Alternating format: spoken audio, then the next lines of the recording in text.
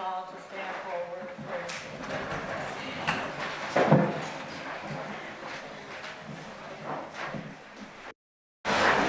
Father God, we thank you. We thank you for life, health, and strength, Lord. We thank you for blessing us to be a part of this activity this afternoon. And Lord, we ask that everything is done be decent and in order. And Father God, we ask that you will continue to bless Gadsden City School System and may all decisions be made for the benefit of our students. In Jesus' name we pray, amen. Amen. I would like to welcome newly elected Commissioner Jeffrey Washington.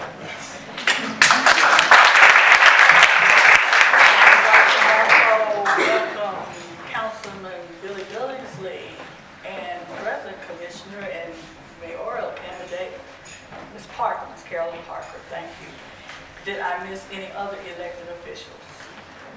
I'd like to recognize you at this time. Hold your hand up because I can't see. Okay. We'll have the Pledge of Allegiance now. Thank you. I pledge allegiance to the flag of the United States of America and to the republic for which it stands, one nation, under God, indivisible, with liberty and justice for all.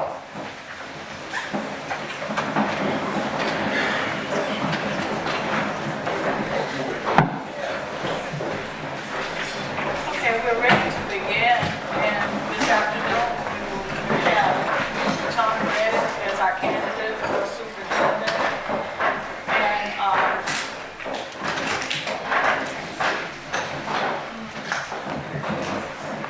we will go through a series of questions that we had prepared, and Mr. Reddick has been presented with his list of questions, and then afterwards we will do follow-up questions as we did with all the other providers. So at this time we will start. Mr. Reddick, are you ready? I'm ready. Okay. We will begin. Mr. Reddick, it wasn't designed for us to be up here looking down on you in this interview, so don't feel uncomfortable about that. It's just a layout. Okay? I'm well with that. All right. I get the first question. What do you see as the role of the superintendent as it relates to the employee groups, the students, and the community, and the Board of Education? All those hands were written in there. I didn't put them in there, okay? That sounds good. Thank you. First of all, before I answer, let me first of all thank all of you for providing me with this opportunity. I know that we've gone through quite an ordeal so far, and to be here, it's a blessing from God. So I thank you for that. I thank you for this opportunity. If I may answer that question metaphorically, I realize that you've gotten a variety of different answers for it. Stuff like, communicator, innovator, whatever have you. But I see my role as a lighthouse. I think about, for example, if this school system is perceived to be in darkness, if this perceived to be lost at sea, as you well know, our report card perceived at sea. If we're lost at sea, then it takes a lighthouse to guide us back to shore. So I perceive the role as being that of a lighthouse to start with, one who guides, who also protects in time of storm, and also one who, when it comes to hazardous time, also provides an opportunity for people to find their way. I also see the role of the superintendent as a bridge. It's been very well documented. There are some concerns in and around the communities as to relationships and what have you. I have a strong relationship throughout the community, so I see myself as a bridge to those gaps in communication, those gaps in social, role, and whatever have you. And then thirdly, I see myself as a nail. I see myself as one who holds it all together, realizing that in order to do so, I must be driven. And I'm driven by the achievement of our students. I'm driven by those students who may not be accomplishing all that they could accomplish. I'm driven by teachers who desire to do more than they're currently able to do. I'm driven by administrators who have ideas that may not yet come to fruition, but need that guidance that we're talking about in order to see it happen. You mentioned three groups, that's a team. And so I think that my role ought to be as a superintendent, one who provides guidance, one who bridges gaps, and one who drives and who is driven by the accomplishments of our students and our staff and our parents. Thank you, sir. Mr. Reddick, Yes, sir. we have one quality finalist candidate. Why should the board select you? Okay. Well, certainly it's early, and I hope that by the time I'm done, you will make that decision in my favor. However, realizing that there is at least one other candidate, I think that if you would look upon my experience here in the Gadsden City School system, that should hold a tremendous amount of weight. From what I understand, the other candidates outside of the system, I believe I heard that that candidate had never actually been to Gadsden prior to the interview. Didn't know anybody in Gadsden. I think I heard that during the interview, if I'm correct, in who the final candidate is. But being right here from Gadsden, I've spent my entire 31-year career in Gadsden City Schools. I've done just about everything in the school system but superintendent. And I don't know where this comes in regards to telling you a little bit about my background. You didn't ask me to tell you about myself to start with, so I'd like to have that opportunity at some point as well. But I have all the experiences. I know the city of Gadsden. I know the players in Gadsden in terms of the businesses, the business leaders, the educators. More importantly, having been here, I'm familiar with all of the players in the various surrounding counties as well. So again, the decision as to whether or not I become superintendent is your decision. If it's my choice, I say go ahead and make the superintendent down and we can all go home. There are other candidates, but that's going to be your decision. And I hope that when we're done, that question will be answered for you. Thank you. What steps would you take to create a culture of learning and high expectations among the employees in our school system? I think discourse is most important. Discourse as in communication. It's important for us to be able to communicate with one another. I think disaggregation of student data, disaggregation of teacher data for that matter is also important. And I think identifying where the goals are also important. I've often said, in fact, I wrote this in a plan once before, that a student, and the same thing applies to us as parents and teachers and community stakeholders. The aim ought to be directly proportionate to where we're told the target is. So the first thing we've got to do is try to understand where it is we're trying to go, and then communicate that with one another. There will be ideas that are different in terms of people's point of view, but without a clear line of communication, very little can be accomplished. Thank you very much. Excuse me, how have your previous experiences prepared you to be the superintendent of the school system? Thank you for that question. Thank you. Let me start with my arrival in Gadsden in February 18, 1987. I got here after having spent the previous 3 years in Massachusetts, after having spent the previous 5 months in Gadsden, and the previous 4 years in Talladega, Alabama. I was invited into education by a long, well-respected educator who was no longer with us. And I was asked to teach French for a part of French teacher. My degree is in mathematics, mine in foreign language. I took on that job. Needless to say, with a new wife and a new child, I needed a job, so I was anxious to take on any job for that matter. And I was invited to teach French, and I prepared myself to teach that French class. Within that same year, I was asked to teach mathematics and French at another school, and I did that. For the next 2 years, I went on to teach mathematics. I went on to do some coaching, football and basketball, and eventually was asked to consider being an assistant principal. After my 3rd year as an instructor at Litchfield High School, I went on to Gadsden High School to be the assistant principal. After 2 years as an assistant principal, I was asked to do probation. I was asked to teach French again. I was also asked to help with the athletic program. I became the assistant basketball coach and French teacher. I did that for 2 years. A couple of years later, about 2 weeks before the school year started, I was asked to teach Latin. I was trained in Latin in high school. Therefore, I had no problem being a foreign language teacher taking on Latin. But I had to go to the bookstore and find some tapes and books and discover certain things about Latin. And from all indication, the indication is that the students who were in the 13 students, 14 started in one drop, 13 students who were in my Latin class still contact me today to talk about what a great time they had. We even built a model of Rome, and we placed that model of Rome in the basement of Gadsden High School, only to find out 10 years later, which was our expectation check on it, that it had been destroyed. It wasn't burned by Nero, but the rats had taken over. But I'm using those examples to kind of let you know that as a superintendent, you have to know a little bit about where you came from where you came. Excuse me, I may make corrections in my grammar as I go, because when I get comfortable, I'll just say any old thing. But I promise you, I'm grammatically correct most of the time. And so after during that year I taught Latin, by the way, I was also the head basketball coach. During my tenure as a varsity coach, won 54 games and lost 7 along with a gentleman by the name of Lou Litchell, who helped me along the way.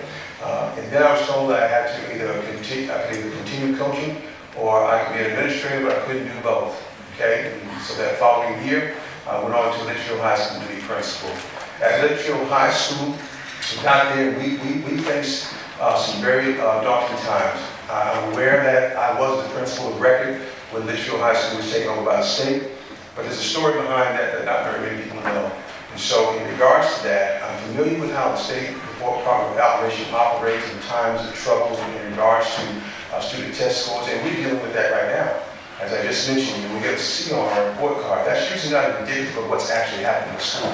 Everyone who knows anything about the district experience knows that we went there for me, the second year as a magnet student.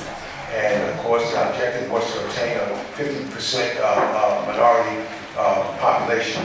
And of course, that didn't actually happen throughout the course of our time there. But we came in caution, and eventually we were in an intervention.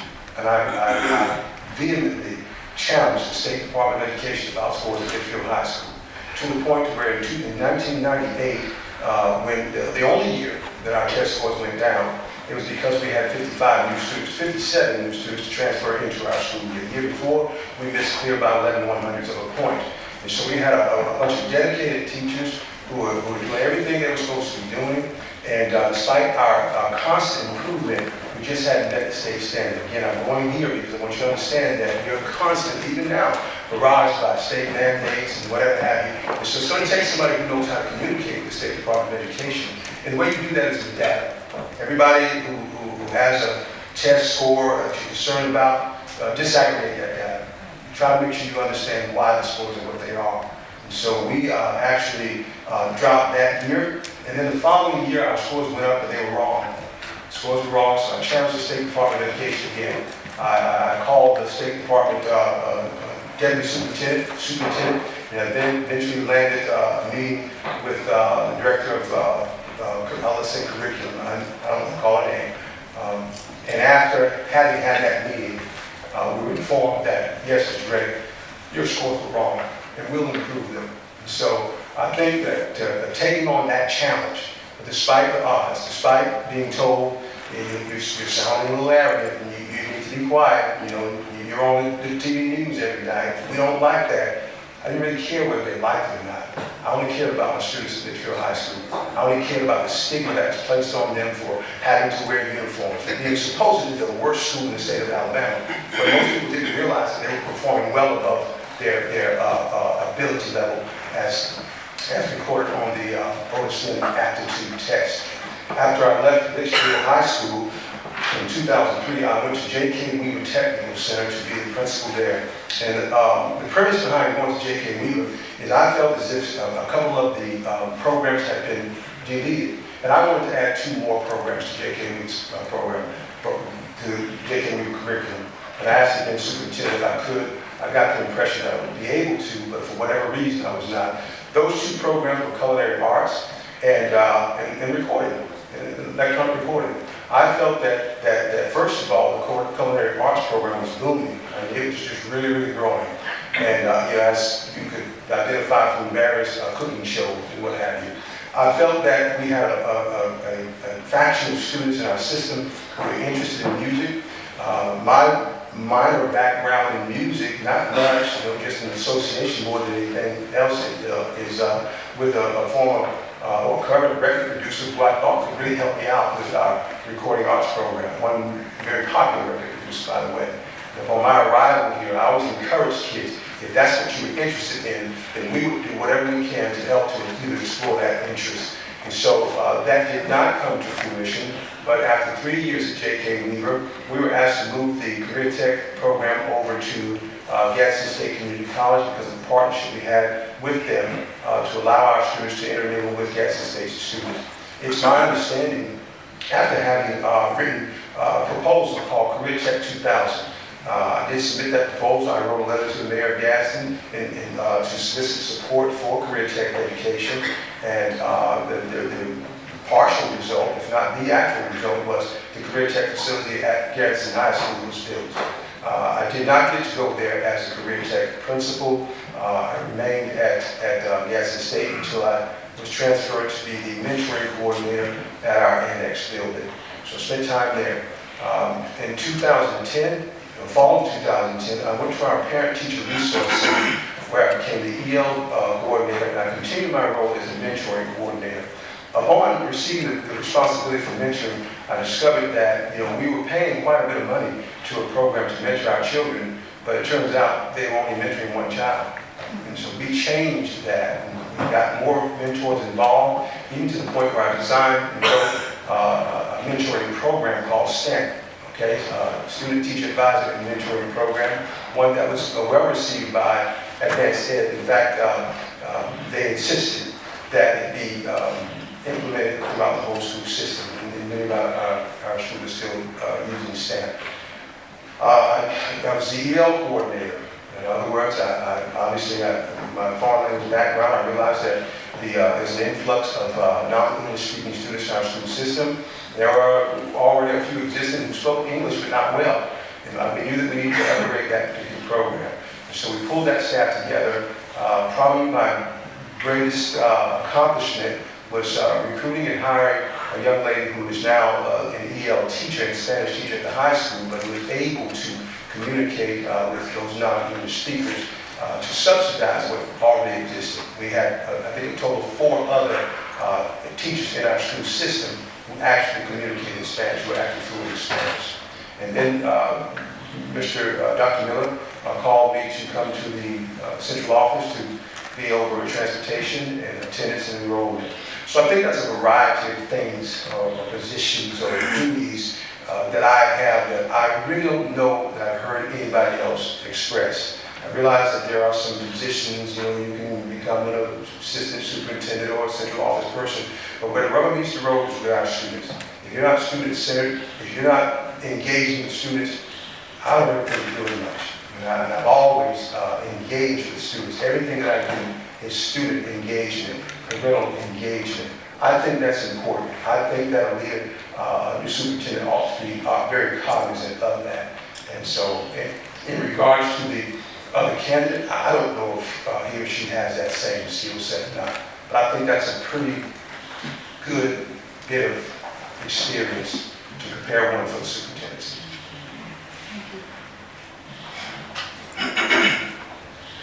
Mr. Reddick, as you know, we have several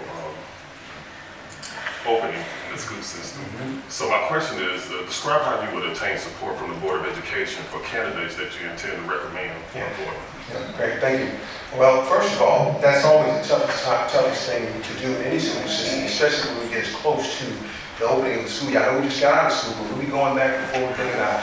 And so it's important when it comes to identifying potential candidates that once done, you must do some vetting, do some background checking, and most importantly, talk to those individuals and talk about what their strengths and potential weaknesses are. I like to approach everybody in determining what their strengths are and whether or not they're a good fit.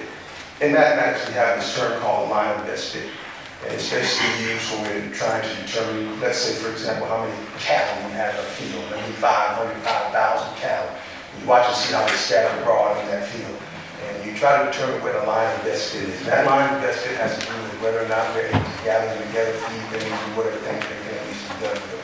There's a line that's fit when it comes to dealing with potential employees well. And so we find those who fit on either of two sides of what it is we're looking for in a potential employee, whether it's a teacher, administrator, principal, or whatever have you. And then, of course, discuss it with you, the board. Try to find out what your interests are. It's assumed, obviously, and let me say that as a board chair, I understand the role of the board. The role of the board is policy making and governing. So I expect to be governed by whatever decision that I bring to you regarding the hiring of a staff member. Because ultimately, I just get to recommend it, you get to approve it. Mr. Reddick, discuss the most difficult personnel problem you have ever dealt with and how you received it. Yeah. Well, you said difficult, none really. I haven't had any difficult personnel problems. Because the bottom line is, when it comes to personnel, we talk about teachers. You either have a tenured teacher or not a tenured teacher. You got a non-tenured teacher, and you don't decide you're not interested anymore, it's not a problem. You just not renew it, and you don't tell them anything. If they're tenured, then I've got to go through due process. So obviously that means that, I must have, first of all, given those teachers or that teacher an opportunity to improve through formative assessments and formative evaluation. If indeed I think that that teacher's not going to make it, then it's a summative evaluation. And so I would say that in regards to anything difficult for as personnel is concerned, nothing. But I will tell you, I have a personnel decision to make regarding, and the majority of this is going to be coming from Litchfield High School. That's where I spend the majority of my time where I have to deal with personnel and I have to deal with budgeting and those kinds of things. I had to let a custodian go, okay? Now that doesn't sound like much, except the part where I spent the next 6 weeks as the school custodian, putting in the school. Now, regardless of whether you have anybody that can do the job or not, the school principal is responsible for everything that goes on at the job. So in regards to the personnel decision, it was just a situation where that person was not doing what I needed for them to do. We had a little, again, disagreement about that. And of course, I had to let that person go. But and let me say it this way, I didn't let that person go. I allowed that person to leave on his own. And so that left me with not much time to get anyone else hired or apply for whatever. And I just did the cleaning on my own. There were other instances where I've had situations where teachers perhaps were in disagreement with one another and had to let them kind of hash it out with me as a mediator. At the point at which my mediation didn't seem to get the job done, I left them alone, let them handle it themselves. So it worked out. It worked itself out. So I would say that I had a bunch of personnel decisions. One other decision was when I was asked to, because there was a staff member who was believed to be performing in a way towards another staff member that was perceived to not be appropriate. And I was asked to monitor that with electronic devices.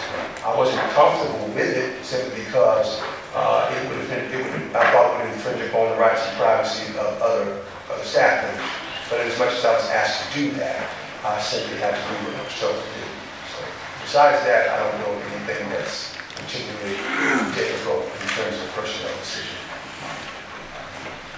Thank you. Mr. Reddick, what are your expectations for student achievement? I expect any student to achieve at the highest level he or she is capable of achieving. I know that there are concerns about achievement and all students, achieving at high levels and all students learning the same. But I'm wise enough to know that due to difficult circumstances, many different circumstances, that's not really the reality for all students. So if students are, first of all, let's get them to come to school every day, or as close to every day as possible. In order to do that, we've got to communicate with some parents and make them understand what our expectations are for them. But allowing students an opportunity to achieve at the very highest level as is possible for that student. And we have a tendency, obviously, I've heard similar questions to this, to address our students with special needs. and we applaud and address our students who are higher level achievers, AP students, if you will. And then there's that middle ground student who from time to time seems to kind of get lost in the mix. Now, I want to add, and maybe talk about this again, I'm able to determine or to confirm what I'm saying because I do like students. And I've got some students cut from the same cloth. Some perform a little better than the other. I've tutored students who come from very good homes and just don't do well. I've got some students, and I count myself amongst them, that come from some really deplorable situations, and because of their motivation, they do very well. And I think it's important that we allow every student the opportunity to achieve at his or her highest level as possible, not put the kinds of demands on them that will force them to try to meet some other standard. You know, we have spent many hours in education in the state of Alabama, and in the United States for that matter, comparing ourselves to Australia and Japan and London and various other countries. But they do something far different from what we do in regards to our lower achieving students. You know, students who have perhaps genetic disabilities, emotional disabilities. They do something far different from us. Perhaps that's something we might want to consider. But achieve what you can achieve. Thank you. Would you like to get a swallow of water? Oh, you can tell. Thank you. Thank you. Thank you. It wasn't a reading attempt that I treat you kindly. I appreciate it.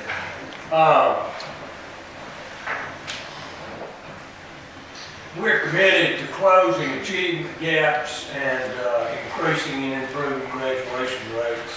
What success have you had in that regard, Mr. Reddick? Well, again, I was the principal of the high school one time where I had to be concerned. I'm always concerned about graduation rates, obviously system-wide, but from a personal and dutiful point of view as a principal of Litchfield, for example, I can speak to that as well as outside, and since I've left from Litchfield. But I think the most important part is making the students understand that they are capable of achieving that particular goal. We've got a culture, I guess, where graduating from school just simply means walking across the stage. And over the years, we've entertained that, we've dealt with that, we've made some rule changes and whatever. And the fact of the matter is, students who walk across the stage should have something more than a piece of paper to determine that they've been educated. And so I think the most important part is to address every student. You may do it in small clusters, you may do it individually, but to encourage them by way of making them aware of what possibilities lie ahead for them. And so I've always spent time encouraging students, making them know that they are not their circumstances. Okay, a lot of students, struggle because of where they live, who their moms and dads are, how old their grandmother is. I've witnessed this throughout my career, and of course, I think it's important that they be made to feel like somebody, first of all. In addition to that, I provide whatever services I can to help them achieve their goals on a daily basis, make them aware of what the expectations are for them in terms of whether it be standardized tests, teacher-made tests. They need to be made aware through the counseling office or through my office exactly what it is they need in order to graduate. As I said earlier, a student's aim needs to be directly proportional to where their total target is. Even in the state of Alabama, I think, if I'm not mistaken, maybe it's changed since I've gotten involved with it, 24 units to graduate. I think we're at 28 in Gadsden City. At one point, we were required students were required to pass 30 out of 32 units. Highest graduation standards in the country. Okay, that's including a 4x4 curriculum where you have that 4 core courses. Well, for a lot of students, that was good. For a lot of other students, that was bad. And so now today, we've identified legislation that's allowing, in fact, we got a letter just last week that's going to allow students to go back and get an alternate diploma. They're going to get a high school diploma, even the program that we've got at Gadsden State that allows students to go back and get a high school diploma by taking classes at Gadsden State. And now, of course, the high school exam, which is now defunct, is going to be made available for one last hurrah, one last time. So there are some students who aren't aware of that and they need to be informed. And again, to your question directly, communicating with those students, making sure And then, of course, making sure the teachers have bought into that as well. And we can look past the students' socioeconomic situation, look past their last name. We had a college professor that said that students by the name of George have the worst time of anybody.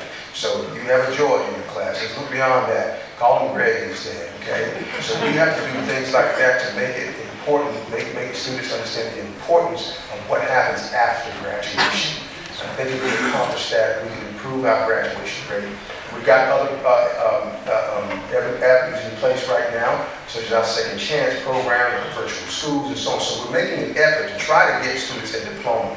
But again, I contend to you that just because they have a diploma doesn't necessarily mean that they're going out into the world equipped to find a job or to raise a family or what have you. I think it's important for all of us to be a part of that equation.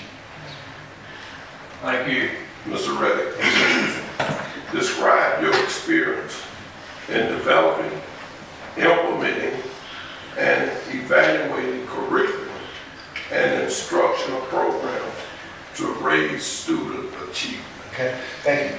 Well, it just so happens my first experience with curriculum was during my years as an assistant principal at Gadsden High School. Then Deputy Superintendent Archie Bone invited me into weight courses, for example. So we had an opportunity to talk about curriculum and try to match curriculum with, achievement objectives and what have you. So it started way back in about 1992 that I started dealing with curriculum. As a principal, you are a curriculum leader. So it's important for you to understand what's available in terms of what you can offer based on the staff that you have. At Litchfield High School, I always felt we were at a deficit in regards to staff. There were times when we needed more math teachers than we actually had. So we had to kind of make some things work. But the curriculum, the Alabama course of study, has already designed for us what the curriculum is. All we need to do is make whatever adjustments are necessary in terms of who gets to participate in those respective classes. The curriculum is designed for students right now, or prior to have a certain number of English, a certain number of math, a certain number of science, a certain number of social studies. Counselors should evaluate student performance. And that can be passed up from the previous school, middle, elementary, what have you, in order to do that. And then, of course, you apply those students' achievements to those classes that are already presented. Curriculum is a lot like budget. It is what it is. We don't change it much. We add to it. I know that when we started the new high school, consolidated high schools, I wrote a curriculum for Latin. I've written numbers of curriculums. I've probably written more outside of the city of Gadsden than I have inside the city of Gadsden. So I'm familiar with how curriculum works. I'm familiar with trying to identify students at their level of understanding and applying that to the respective courses that are offered in the curriculum so that they can achieve, again, at the highest level as possible for them. I hope that answers that. Instructional programs and raising student achievement. You can answer that part. Okay, well, let me answer it this way. Students are responsible for their own achievement. Teachers are responsible for instruction. There's a paradigm there where we have what we might call a scope and sequence, for example. It's important that when students teach, when teachers teach, students have to be attentive. There's an expectation of reinforcement at home or some other location in school. So every curriculum we have is already designed for student achievement. So in terms of adding to that, we find ourselves in a position where we're putting too much emphasis on improving it for one group of students, we're leaving some other student out. I mean, that's what we do with every people. Not every student in the school gets a chance to take AP classes. So we tend to think that our students who are in AP classes are our highest achievers.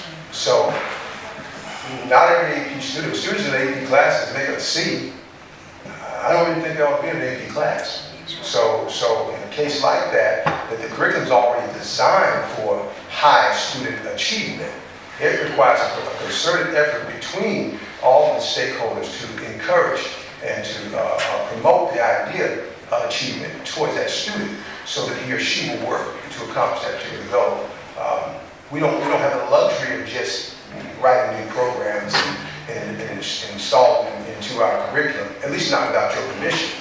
So as I said, in regards to the high school, when we started, we were going to teach 5 foreign languages. We teach 1 now. So you can't add those other 4 if there's no population to support it. So curriculum takes care of achievement.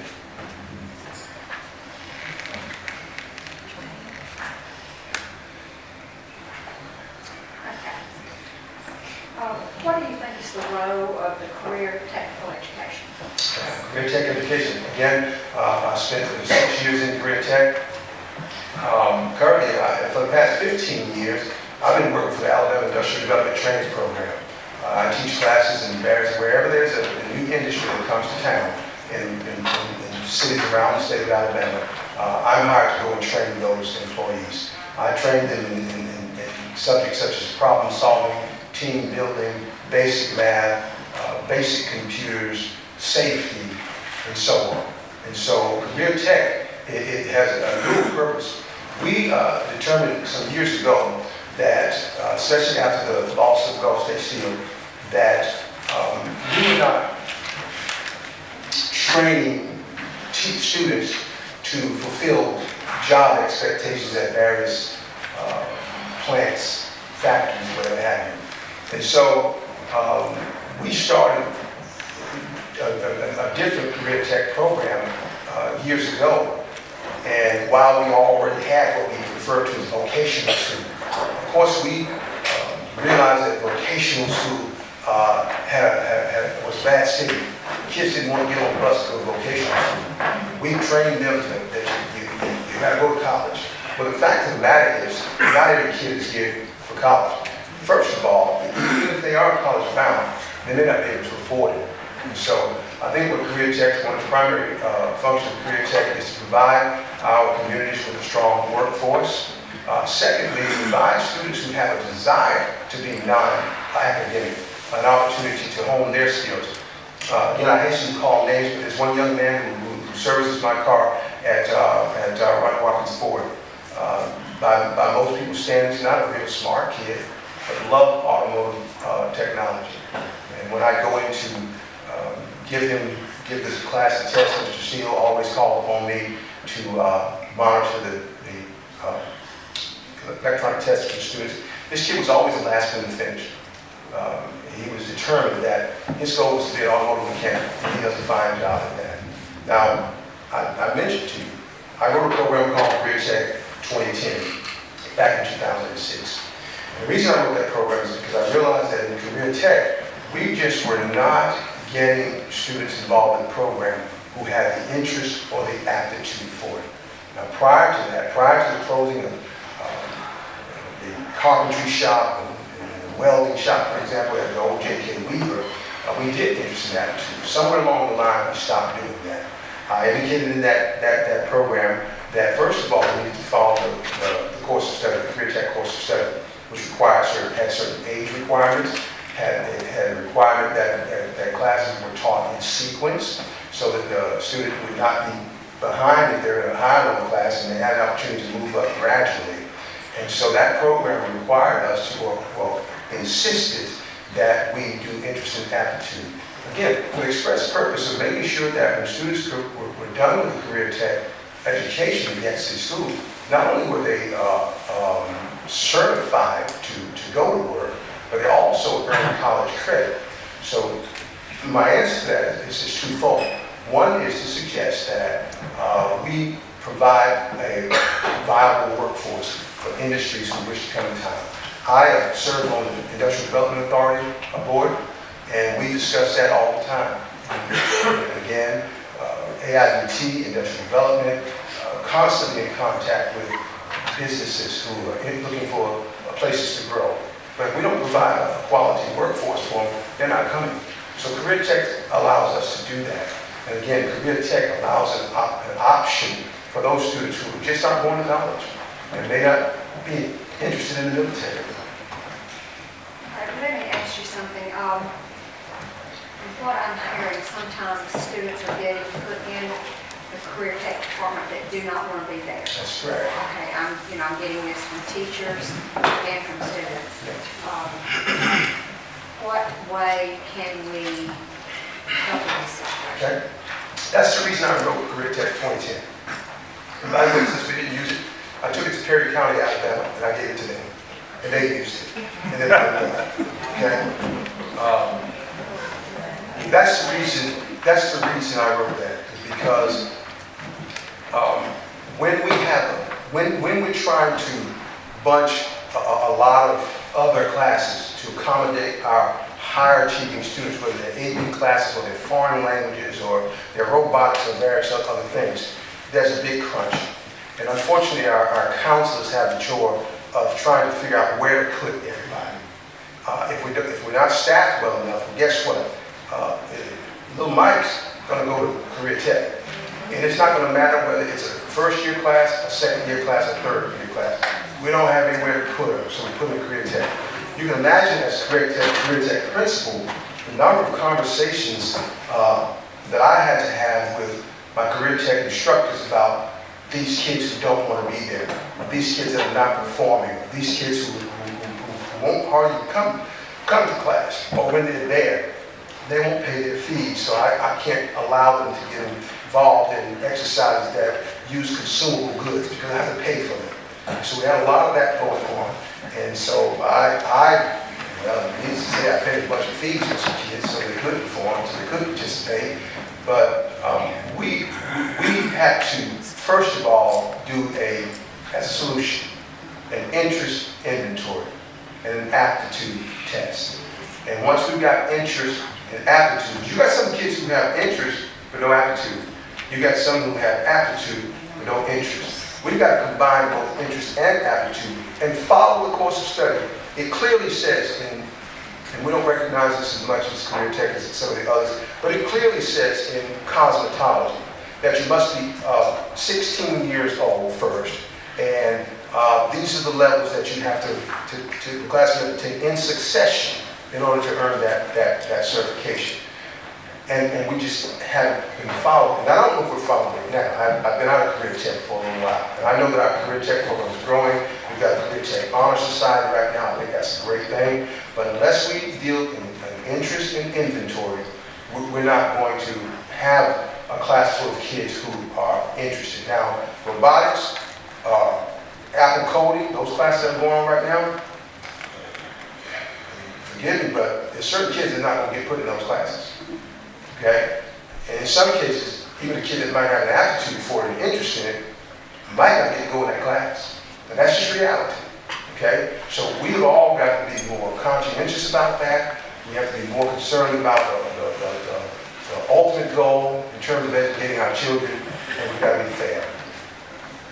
Thank you.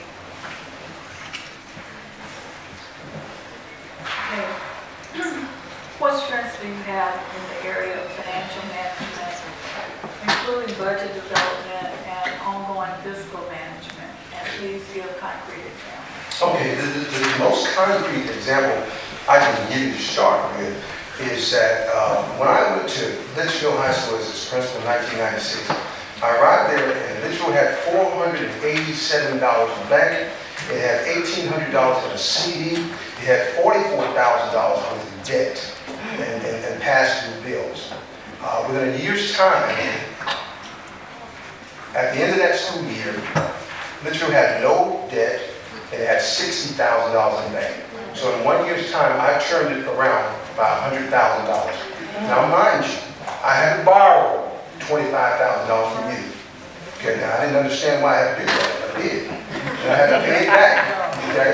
So that's $60,000 that I thought I was going to get to keep. I only got to keep $35,000 of it. Okay? So when it comes to budget is what it is. All we do is ascribe to the budget. Okay, when the State Department sends us our funds, local legislation sends us our funds, those funds are basically already allocated. We don't go to ask anybody for money unless we tell them what we're going to use the money for. I can't ask for money for, I was reviewing, forgive me, I'm smiling a little bit, I was reviewing some of the many letters that I've written to superintendents and boards over the years in defense of my dear Litchfield High School.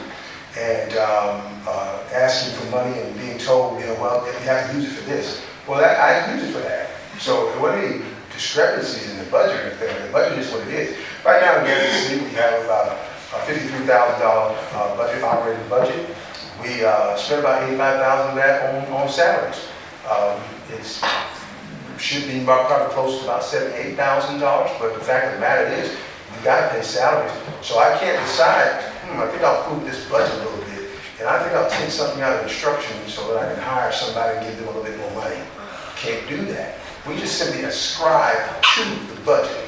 My next experience with the budget is that I served as chairman of the board of the Alabama Teachers Credit Union, and I supervised a $300 million budget. So $53 million right here in Gadsden City. $300 million a few blocks away.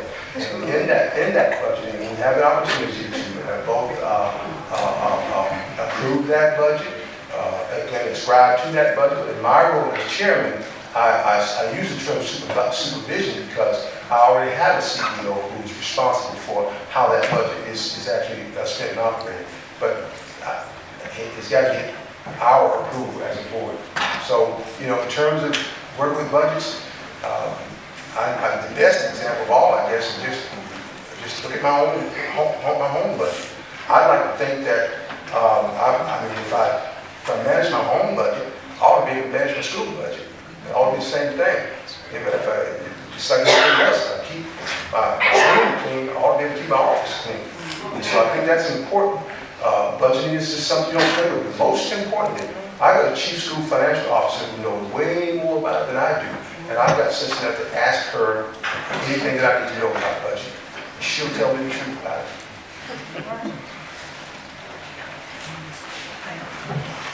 Mr. Curran, your experience with strategic planning. Okay, great. Strategic planning, well, I've had some experience with strategic planning. As a matter of fact, we have a strategic plan here in Gadsden City that I helped write. All of us did, our entire staff helped write it. I helped write the strategic plan for the Howard Center for Cultural Arts, along with a number of other organizations. Every board that you're on, basically, and I serve on just about every current or past, just about every major board in the city of Gadsden. That's a couple that I missed, but I serve on a lot of boards. And in many cases, you serve on that strategic planning committee. And so I've had extensive work in strategic planning. What I want to add to that is that there's a part of strategic planning that is not often spoken about, and I think that's how we got this particular predicament right here. And that is succession planning. I've written succession plans for 3 CEOs and a superintendent. Okay? I think it's important that you recognize that even if I'm selected superintendent, or the other person is selected superintendent, they're not going to be here forever. And so part of strategic planning is to plan for succession, plan for what happens when you're no longer here. A lot of times we talk about strategic planning. Now, for example, is very heavy on student achievement, and that's great because that's how we're judged.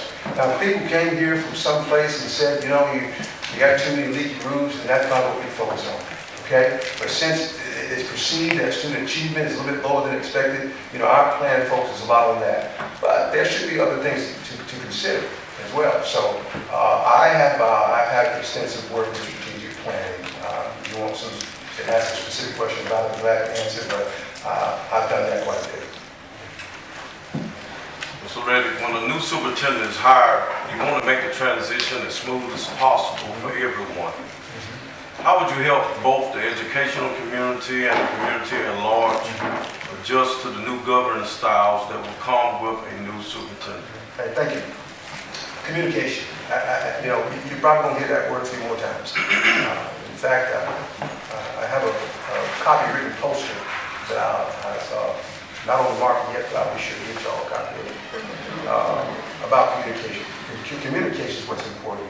I think that if the new superintendent comes in, whatever his or her plans are going to be based on his or her experiences. And a lot of people don't like change. A lot of people like drastic change. And it's important that whatever your vision is, don't know if it was here or whatever, but the Bible teaches that without vision people perish. Whatever your vision is, it has to be communicated with all of the stakeholders. I have a vision for Gadsden City Schools that covers the question that you've already asked. That all students will achieve their highest level. That all of us will be engaged in the process.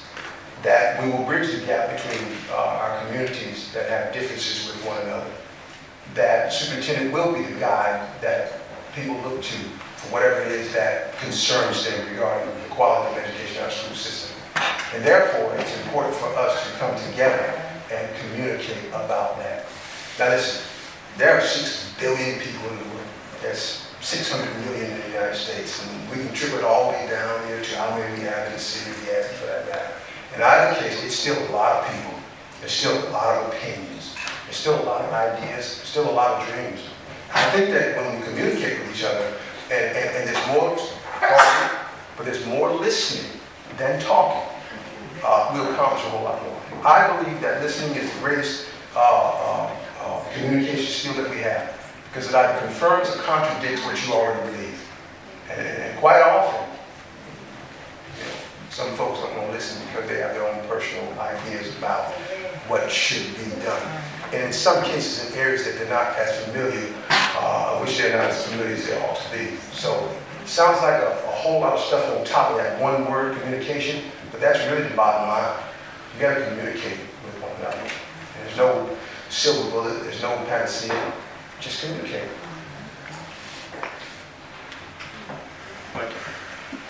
Mr. Reddick, I feel like you answered a bit of my question, your previous question, but you know our community. You're very familiar with our community. How would you work to ensure that all groups are fully engaged with our system and the schools as a whole? Yeah. Let me first emphasize that word engage, okay? I do know the community. Mr. Reddick's household name, I think, you know, good or bad. And I make a concerted effort to be involved in our community. I don't think the wall, if we were to put a scroll ceiling and let's hang it down to the floor, it'd have to roll all the way over here to me for this is the things that I do for our community. And I don't do it for recognition. That's why I'm just not very good to know anything about it. You know, I root for that. So I have the ability and I have the resources to get out into our community and communicate with them. I'm a welcoming presence. Now, I'm not saying that I feel like, hey, I'm a welcoming presence. I feel that way because that's what's conveyed to me in every part of this community. I don't go anywhere where I'm not being welcome. And if there's some place that I'm not welcome, thank God I got some people who tell me in advance, don't go there. So I think again, and here comes that word again, because I know the community and because I'm willing to listen to what their desires are, I can convey that information to other factions and other parts of the community. We commune, and you can get the word commune out of the word communicate, and we share our ideas, but understand that when you share your ideas, we also expect you to share your resources too. Nothing's accomplished without resources. And there are a lot of people who have resources, nobody even asks for them. They're willing to give, but you don't ask for them. They don't live on the right side of the tracks. They're too tall. The kids are too few or whatever. All we have to do is ask. I've lived my entire life by what I call the 50-50 proposition. And that proposition simply says, if you ask, there's a 50% chance that they'll say yes, and a 50% chance that they'll say no. And you're either way. Okay? I hope that answers it without going into a whole bunch of crazy details. One of my big faults is I probably talk too much. Thank you. Well, my question is sort of a follow-up, and you've already said that if you ask, there's a 50-50 chance, but I'll go ahead and give you the question. Describe specific strategies you would use to promote public support for school activities, budget, and instructional programs. Yeah. Well, again, it goes back to resources, public support, you know, and public is quite an amazing entity, you know. There are a lot of things that are done privately that you may not hear anything about, but from a public standpoint, here we are, we're in a public meeting, for example. And once the public realizes that you are sincere in your efforts to accomplish levels of achievement, that you're fair, that you're honest, and that you have the best interest of all students at heart, and you convey that to them, you're more than likely to get more support than you will lack. So I think it's important that when it comes to all of those things, we involve the public in some of the decision making. And when you ask that question, I was reminded of, if I may digress here slightly, I was reminded of Gadsden State Community College. And I serve on the diversity committee at Gadsden State, and I'm also a pioneer chairman of the Cardinal Foundation. And we were addressing that question about why we don't, for example, have more students attending Gadsden State ball games. So, well, you don't give a T-shirt. You don't put your hats and your T-shirts in the zippy mark or the you got something Gadsden and the Walmart and places like that. But you have to invite the public in, and you have to give them a reason to be there. Now, we learned in school that in regards to that engagement word that you use here, that a lot of the parents don't want to participate in PTSO, for example, because, and I'll tell you what one parent said to me, because you talk over our head. We got to kind of get off our high horses and not talk down to anyone, but talk to them at their level of understanding.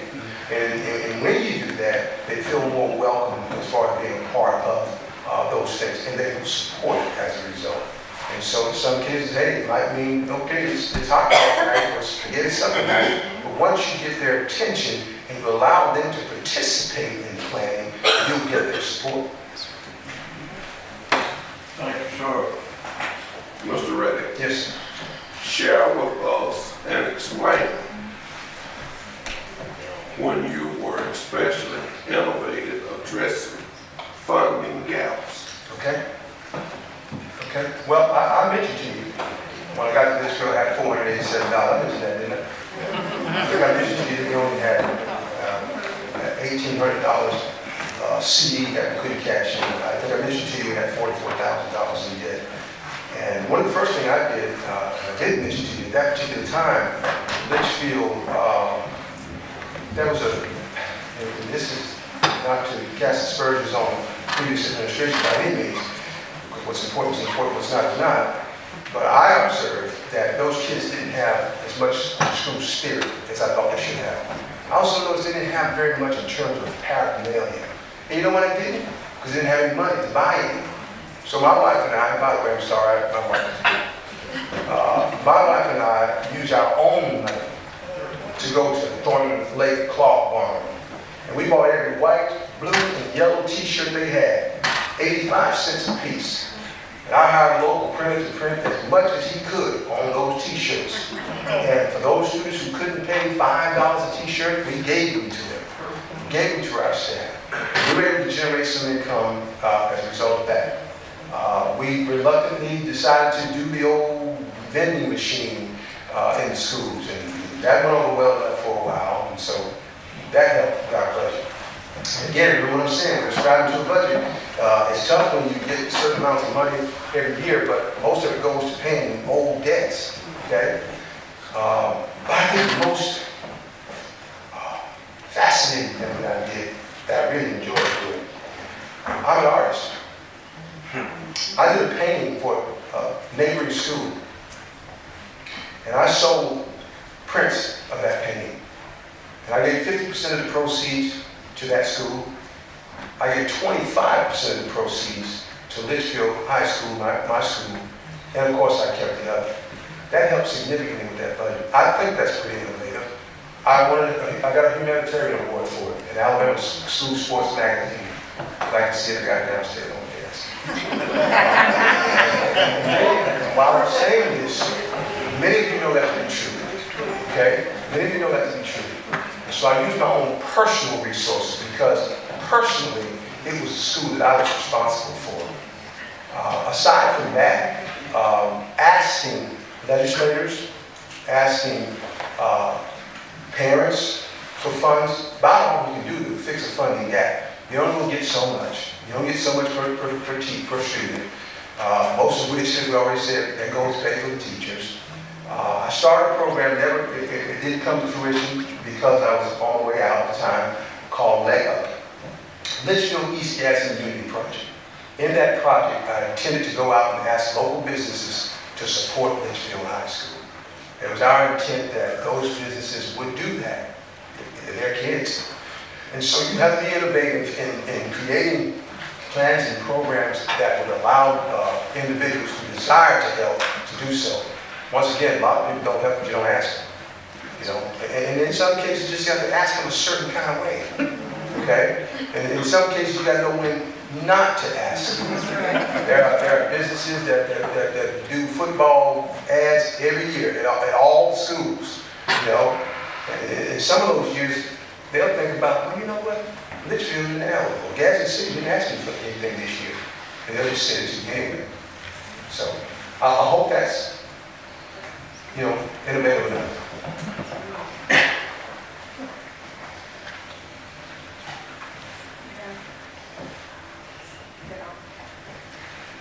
Okay, how have you held staff members accountable for student achievement while balancing the demands that are put on teachers? Well, clearly, it's very demanding being a teacher. It's very demanding. It's getting to be more demanding being a teacher every day, because teachers won't teach. And the more we provide opportunities for students to steer away from the purpose of being a student, the more demanding it gets. And so I understand, first of all, that I have to address that with kid gloves. I got to basically acknowledge those who are getting the job done and you know, calmly reprimand, at least initially, those who are not getting the job done. And the key to that is simply this: do your job. Do your job. It doesn't get any simpler than that. When I decided that I wanted to be an educator, I went to the interview. I was impressive enough to the superintendent that he hired me, and I went 21 years before I missed a day of work. And in that 21st year, I had strep throat or something like that. The doctor said, you can't go to work. Okay? I probably went another 8 years before I missed another 6 years before I missed another day of work. You know, I got that age which you have to have the old colonoscopy, folks. Excuse me if that's not appropriate. You ain't go to work after that.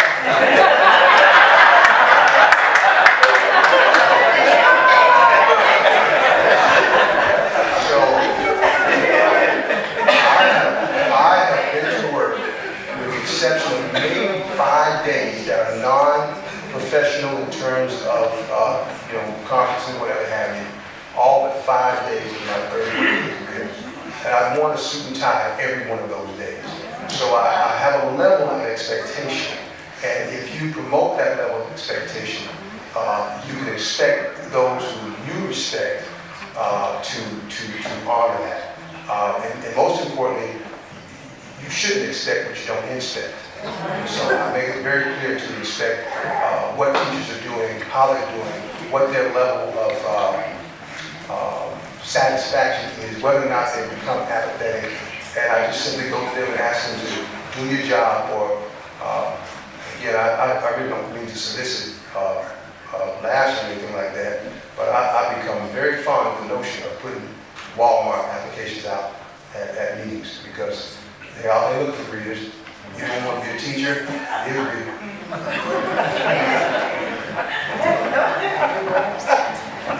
How have you measured the staff's performance? Yeah. Well, when it comes to staff performance, you know, obviously we do things locally from this level. You know, we do walkthroughs. You know, we do evaluations. There are 2 types of evaluations. Obviously, formative and summative evaluations. You know, most of our evaluations that are intended is formative, to try to determine whether or not teachers are actually doing what they signed up to do.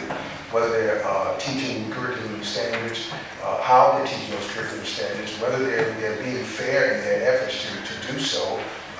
We look at things such as whether or not the students are engaged. You know, you may find teachers who sit behind a computer all day. I've had that happen.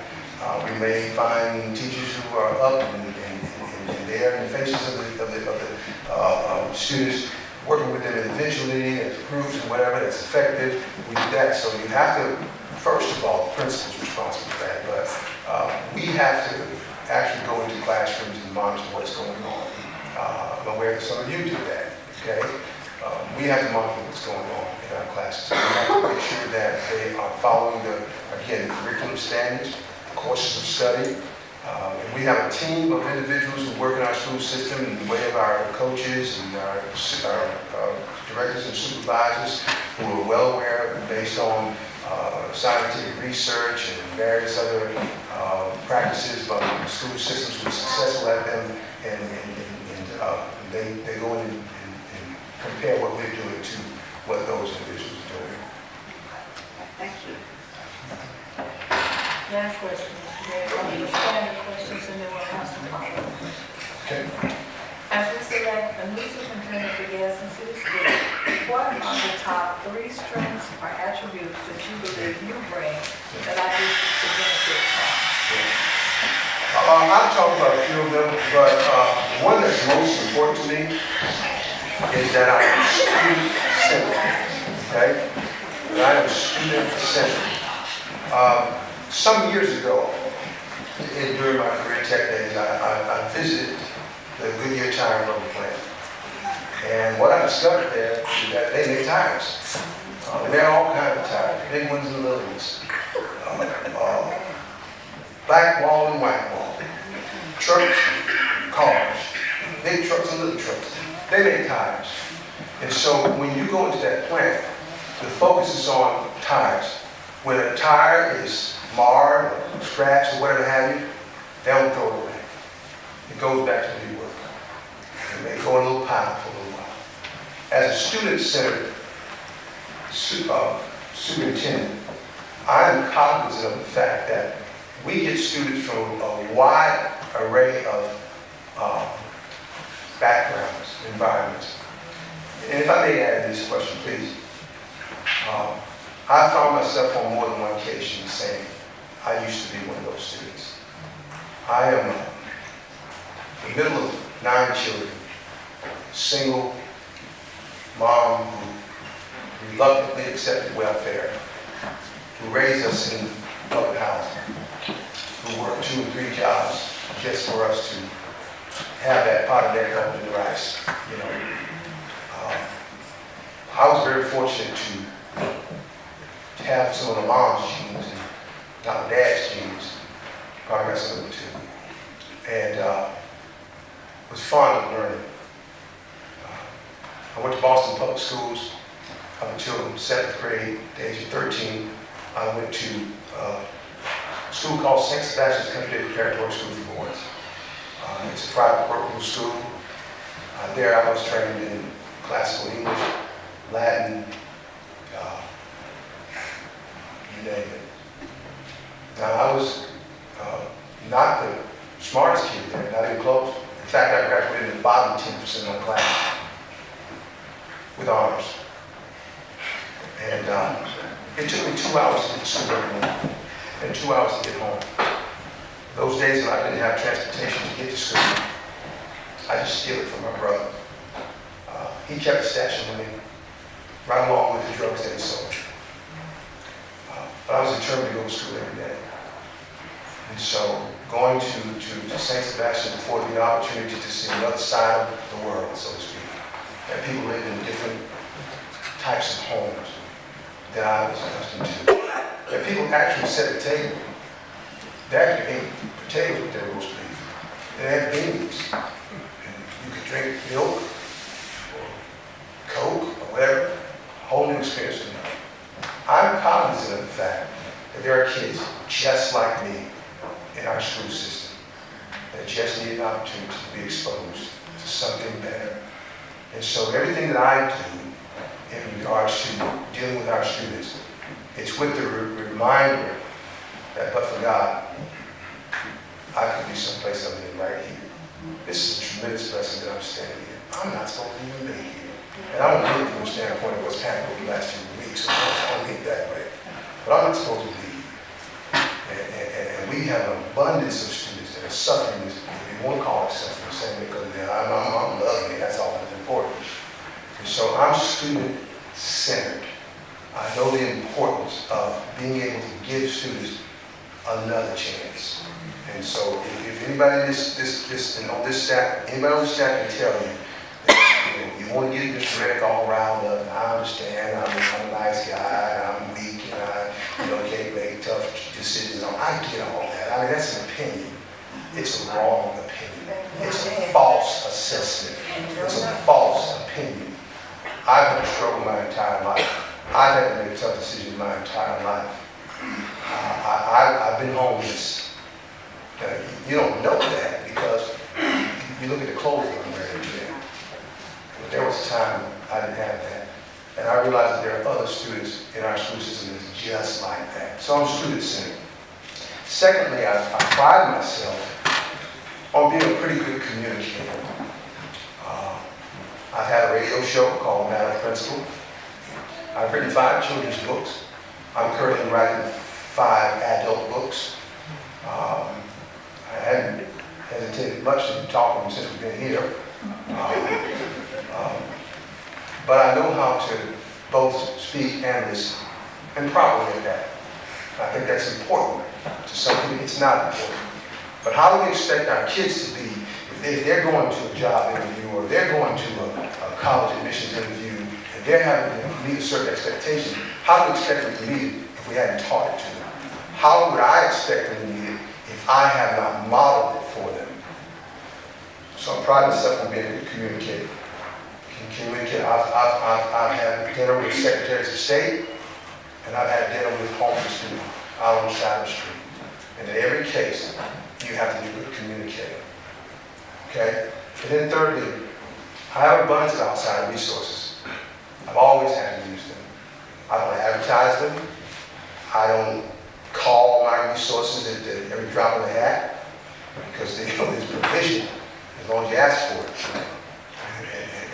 And people who know me know who some of those people are. So those are 3 things that I think I would consider strengths. In all honesty, I got some more. Which one has to drink?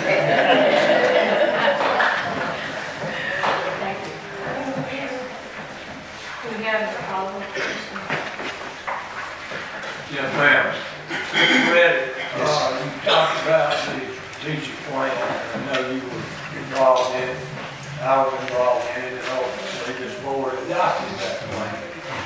And part of that plan for student achievement was a focus on individual students, assessment of individual students, and developing a plan to meet that student's strengths and weaknesses. Right.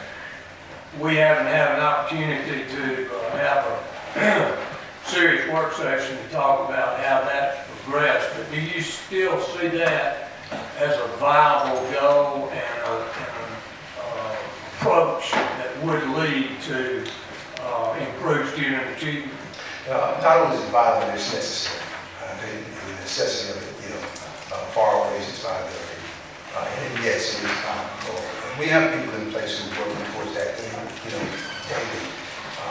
Just like anything else, of course, you're always going to have interruptions. You're always going to have information that has not been properly disaggregated or submitted and disaggregated. So it's a work in progress. And we call it a strategic plan because it has about a 5-year window. Okay, we typically want to accomplish those things over a period of about 5 years. And so, yeah, it is something that's viable and can be accomplished. I want to add this, and I wasn't sure whether you were concerned about, how I felt about the strategic plan, whether it had, but there is one element of it that I certainly have had candid discussion with, about with staff, and that's in regards to teacher recruitment. Of course, that's one of my roles. Because I think it's important that despite all the great teachers we've got, there's a chance to recruit teachers who specialize in certain areas, for example, that maybe we don't have that skill set. And we're not talking about reading, writing, literacy. We're talking about just, for example, I communicate in 3 foreign languages. Not well anymore, okay? I can read them. I speak some. I can write some. Now, had I been more immersed in those languages, I'd be fluent. My wife and I right now, we're actually working on another language, Portuguese, because of our daughter-in-law. So when you've got people who are skilled at that, or at least have the desire for it, you got to go and get them. And they're not always sitting at some college fair, okay? Now, one point of contention during our plan, I don't know if you as the board agrees with this or not, is why we're losing our students in particular. You know, we decide that they want to live in Atlanta or Birmingham or whatever have you, so they leave, they don't return to Gadsden to work. And thank God a lot of our doctors and lawyers and whatever that we taught, you know, return to Gadsden. For teachers in places like Greene County, Dallas County, Perry County, Gadsden, Alabama is what Atlanta and Birmingham is to us. And so there's a perception that there's something immoral about going to another school system and inviting another teacher to come and work for our school system. And I, for one, endorse that to go and get teachers as needed from wherever you can get teachers. So I hope I didn't stay over that question. Nicely done, you moved it into, The other part of the good, that's fine. Mr. Reddick, Yes, sir. have you ever had a position or a task given to you that you let die in your hands? Have I ever had a test, Task a task? or a position? Well, that's probably a matter of perspective. Clearly, my answer is going to be no. I've never had a task given to me and let it die in my hand, okay? But I think that in order to answer that, that's a good question to be actually honest with you. If a task died in my hand, it wasn't a debt perpetuated by me. Sometimes if you have a task in your hand and you don't have the resources to complete it, or there's a change of path or whatever have you, it may die. And I promise you it did. I was probably disappointed in it because I like to see everything to fruition. And I know that when there's a task given to me, the first thing I like to do is to plan to get it accomplished. I recall being asked, about problem solving. I don't think anyone was asked that question yet. But I recall being asked about problem solving. And I teach problem solving. I answered this question before I even taught the class. And unfortunately, perhaps for me, perhaps I was perceived as being a little arrogant. But I explained that I solved problems the Reddick way. And I didn't sound very good probably at the time. But when I explained that the R means to recognize that there's a problem, the E means to evaluate the situation that caused the problem. The D is to design the problem. The other D is to develop the problem. The I is to incorporate that problem incorporate that solution into the problem. The C is to communicate it to all the stakeholders. And the K is to just keep doing that. So when it comes to tasks that have died in my hand, if you happen to know of one that maybe someone has suggested to you died in my hand, please tell me what it is, and I'll explain to you what happened to that task. Amen.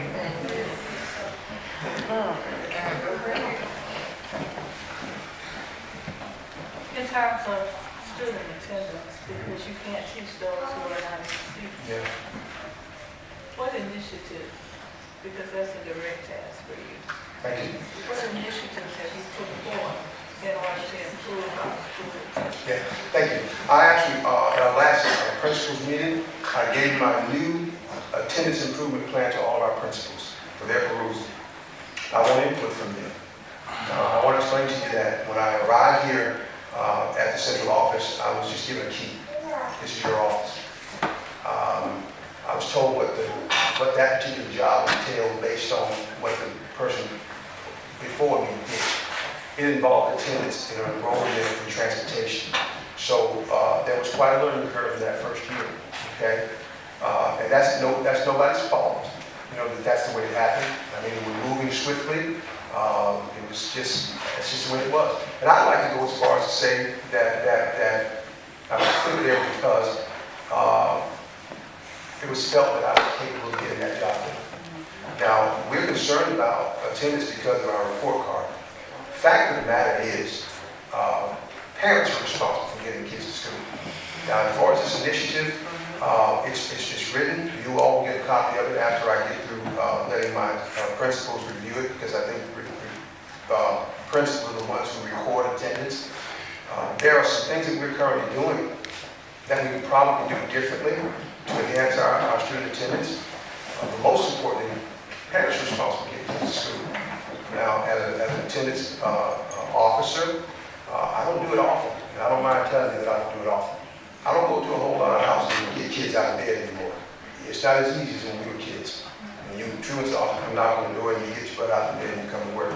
But now you have shotguns, pit bulls, and all that kind of stuff. So I'm not as anxious about doing that, but I will make a phone call. And I have gone to some houses and invited students out in the yard and gotten them returned to school. And what I found about those kids is that the reason they don't come to school is because they don't like school anymore. And so we've got to make sure the students start liking school. One of the initiatives, in addition to the attendance improvement plan, is to incorporate some things in our curriculum that might allow students an opportunity to like school again. Two such initiatives is called the Maker Movement and Flipped Instruction. And the Maker Movement is kind of a prerequisite for career tech. You mentioned a question about career tech. You know, students, listen, we've had the same curriculum for 225 years. Horace Mann is the father of public education in Massachusetts. First public school was the Boston Latin School where I took my ACT. Okay? So we've got that same curriculum for 225 years. And now we've added to it. Okay? But perhaps there's some things we want to take away from it as well. And so when I talk about the Maker Movement, that's a movement that allows kids to make stuff. What kids love making stuff. Now you can apply what they make to a core course. You know, when I'm teaching ACT prep, and by the way, I teach ACT prep in 7 counties in the state of Alabama. Seven counties in the state of Alabama. So in addition to one of the other questions that you asked about graduation, I contribute my own personal time to ensure that students are encouraged by their test scores, ACT and otherwise. Because if they don't see the vision of graduating, they're not interested in graduating. If they don't come to school, they're not interested in graduating. So the new attendance plan will also include our juvenile system. The way we're doing it right now is when students are absent from school, once they get 5 absences, we call them into early morning truancy. When they get 7 absences, we petition the courts. Right now, the backlog is so big that I'm going to court for kids who were absent 2 years ago, who violated 2 years ago. And the 2 years that I've been in this particular position, I've only gone to court for 2 current students. And I think it was because they had trouble 2 years ago, and they just have to come back around again. So we've got to develop, I have developed a system where students are first of all going to be held accountable for their attendance. And as you well know, right now, the parents are the ones who get in trouble for it. Now, if you ask me a question about tough decisions or whatever, there's nothing tougher than having to tell a parent, ma'am, you're going to jail. Now, I try to make light of it.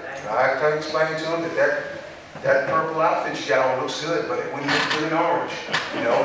So I make sure that I use a certain amount of decorum, a certain amount of calmness, if you will, to explain to the parent that it is your responsibility to get your child to school. Now, the new plan will keep us from going to individual schools to have truancy meetings. Right now, well, this past school year, I go to high school every Thursday morning, and I go to the other schools on call. So once a student reaches the number that requires the early warning, that's when I go. Now, it's less likely for the students to have a truancy problem at elementary and middle than in high school, simply because some of those high school kids drive themselves. The fact of the matter is there are a whole lot of elementary students who are missing a lot of school. They don't drive. They can't get themselves to school. And so we're punishing kids for the faults of the parent. And so we've got this plan. We have those truancy meetings, and a plan to have those truancy meetings in the judicial building so that the courts will send those letters out. Right now, our principals or their designees are sending those letters out. I've revised the letter. I've included some of the some amendments to what already exists in the school, and we will get the courts to send a letter when it's time for a petition. And I sat in Judge Clay's office, in a courtroom rather, and I heard him tell the parent, your next action, you're going to jail for 90 days. We don't want to go to the parent and say, man, you're going to jail for 90 days. Chances are that kid's going to miss 45 days of school after that. So we have to understand that unless there's good communication between parents and schools, it's not going to be an easy fix. All right, so what do we do in a case like that? We have things like virtual school. If we introduce flipped instruction, and forgive me if this offends anybody, okay? But there are a lot of us who have online degrees. We ain't stepped foot in a building or a campus, and we got a degree, okay? So who's to say that a child who is doing work at home is absent from school? Okay? Because we're the ones who mark the attendance. We're the ones who decide that a child is absent from school. Now, again, it's not something you just do willy-nilly. You'll do it on your own. But you petition the State Department of Education, you ask, will this work? Is this satisfactory to you? If they're concerned about that physical presence at school, they'll tell us this won't work. And then we find ourselves an alternative. But that's a plan. That's a plan. And when we make school more fun for kids, I don't mean fun like, hey, we're playing games, but you address their interests. Career Tech is a great way to do that, but as you've already been told, or you've indicated here, sometimes we've got kids in Career Tech classes that are not interested in being there, so they may kind of tough for everybody else. But the maker movement allows students to get to make stuff, and so they want to come to school. We're talking about, we're doing this through our Title I program, turning a lot of our libraries into makers, what we call maker spaces. Okay? Well, what about the library? Well, everybody, there's very few people checking out books anymore. Everything's online. All the kids have a Chrome. So we can set aside space in libraries, for example, to make stuff. Give you more details about that development. Also, flipped instruction is a movement where instead of students going home to do homework, they do their homework in class. And the teachers send the lectures, the schoolwork, home with them. They all got Chromebooks, they all got cell phones. I think I'm probably the last person around who's still using a flip phone. All kids got phones. So they can watch the lectures that teachers would normally do in class at their leisure. They can pause, they go get a snack, they come back, they can press play, they can watch it over and over and over again. And when they come to class, they do the homework. They do the hands-on stuff. And then all that apathy and all that other stuff goes out the window. They'll come to school and they'll enjoy coming to school.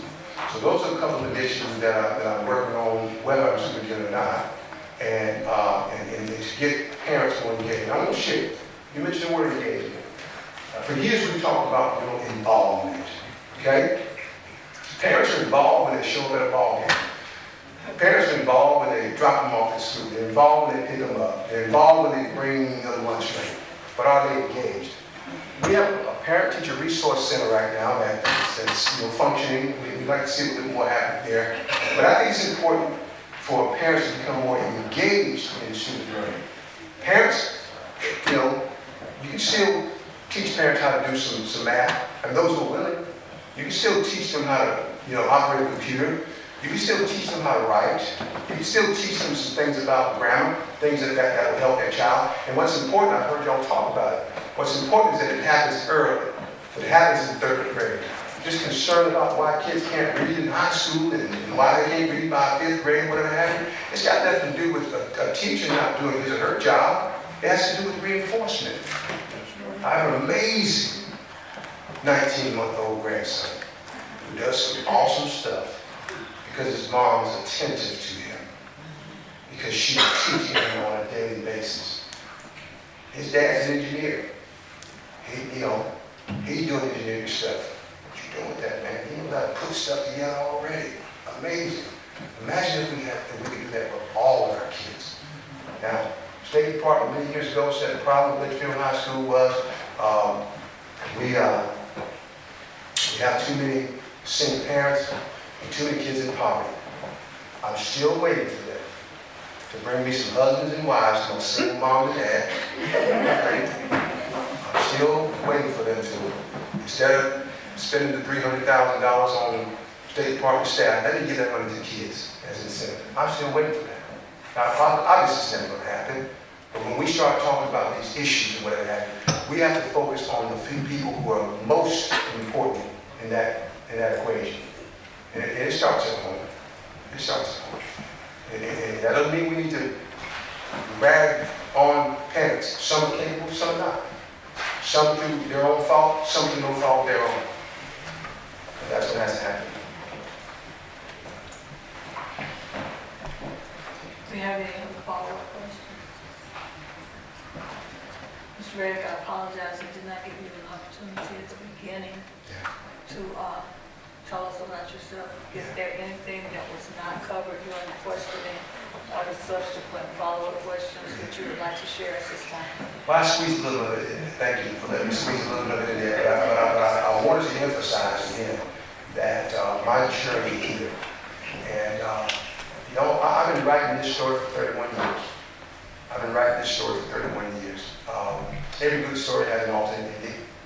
Sometimes it's a tragic ending, sometimes it's a joyous ending. You know, knowing that when you write, sometimes your pen runs out of ink. Maybe you run out of pages before you run out of story. I'm prepared for whatever the outcome is in this interview. All right, it didn't change who I am as an educator or as a person. And the reason for that is because of what I've been through my entire life. I mentioned to you my parentage. A great book in the works about that. When I finished high school at St. Sebastian's, as I mentioned to you, I finished at the bottom 10%. There were only 35 graduates. Most of those guys are doctors, surgeons, lawyers, business owners, all kinds of stuff.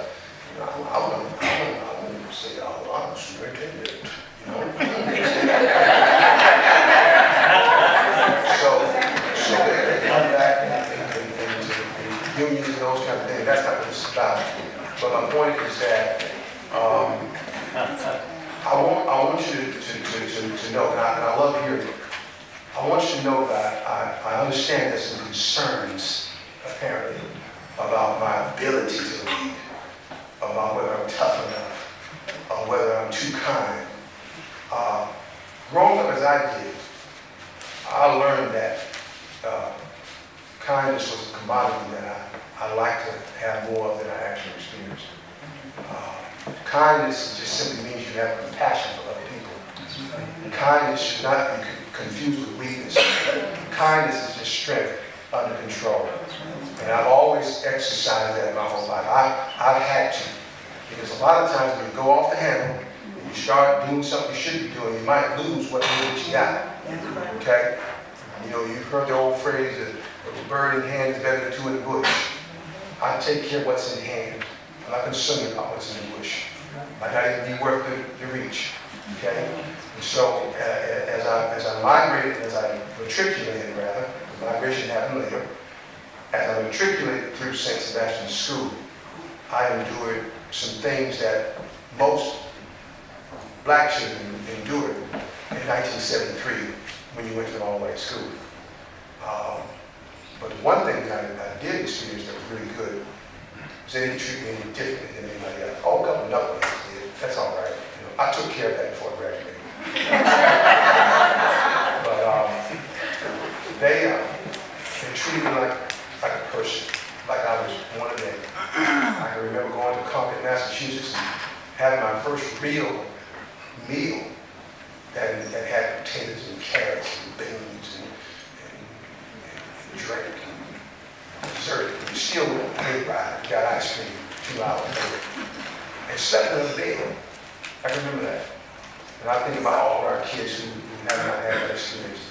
I think about I can call these names. I think about the impression that I made on a young man named Jerome Forbes and his brother, Dirk Forbes, who grew up in the 6th Street housing project, who didn't allow anybody in their house because they didn't want them to see what a mess it was. But they didn't have beds to sleep on. I could certainly, empathize with them, have been there.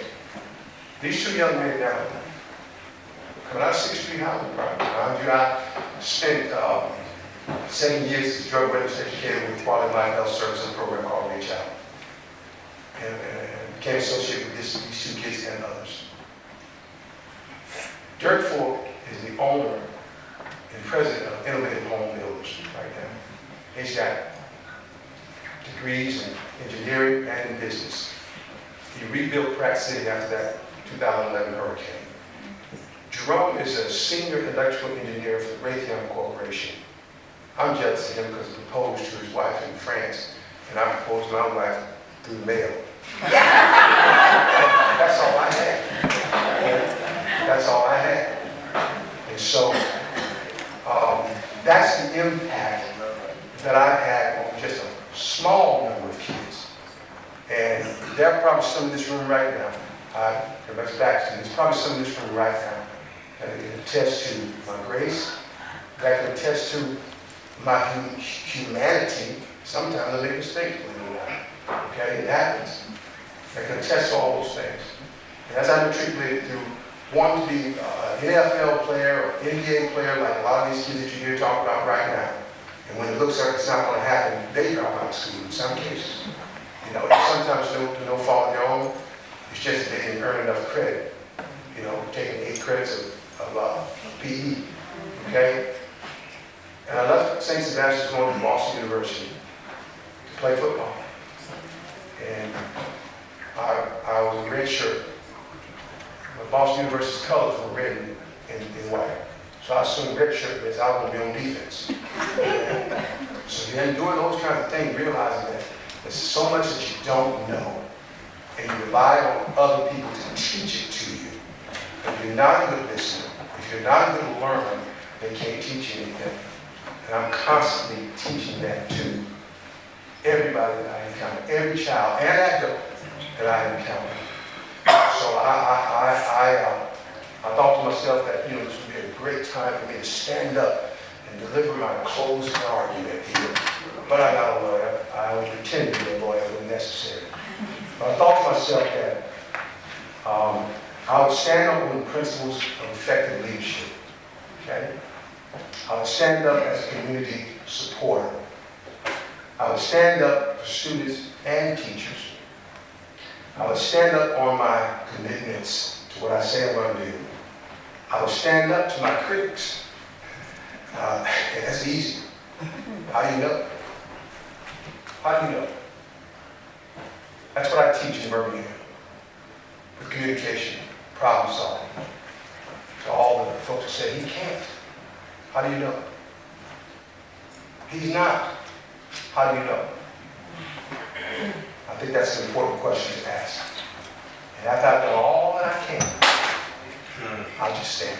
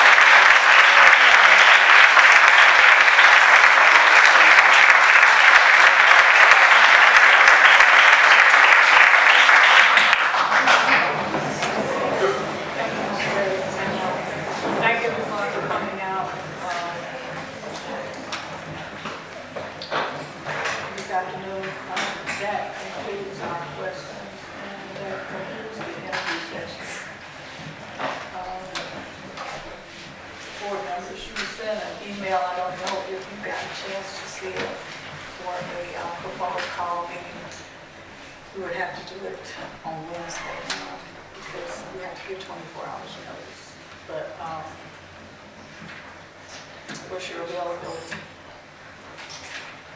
Can't do it at 7 tomorrow.